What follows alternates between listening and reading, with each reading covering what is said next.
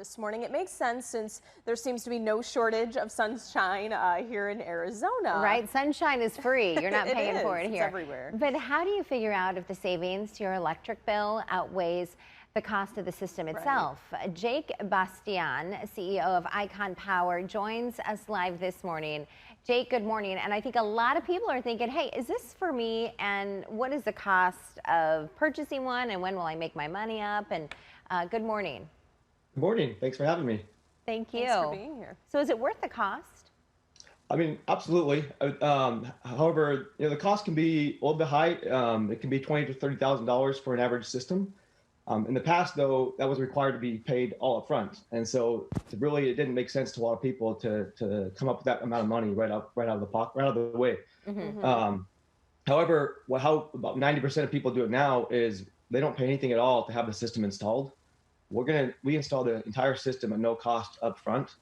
And obviously they're still gonna have a monthly payment after the solar is installed, just like their electric bill they paid before the solar. Mm-hmm. But that monthly payment for solar can be the same or less than what they were already paying for their electric bill.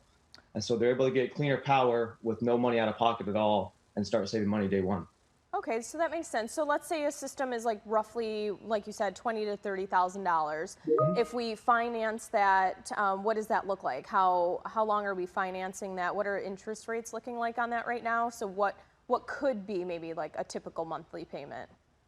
Yeah, I mean, finance rates can vary. Or the terms can vary kind of depending on the objective of the customer. Mm-hmm. If they wanted to pay it off sooner or later, if they wanted a lower payment. The interest rate can be as low as 1% or 0.99%. And, the payment could be, $100 a month.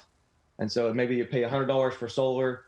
Maybe you still have a small electric bill from the utility, like, say $30. Mm-hmm. And so when you used to average $200 a month for electricity, now you pay $100 for solar. Maybe you pay $30, $40 for your some fixed costs on the electric bill. Mm-hmm. And now your total bill is, $130, $150 or so. Which was less than the $200 you used to pay. True. So let me ask you this. A lot of people may be thinking, okay, we're not completely going off the grid here. So let's say like our monsoon season this summer was, we had an active one, right? Yeah. So we had lots of cloud cover, days of rain, things like that. How long does it store the power? And if not, we're still hooked up to like a local company, right? Where we can generate and use power from there. Yeah, so you still are connected to the grid. And so if there is, nighttime, for instance, you're not going to get solar power.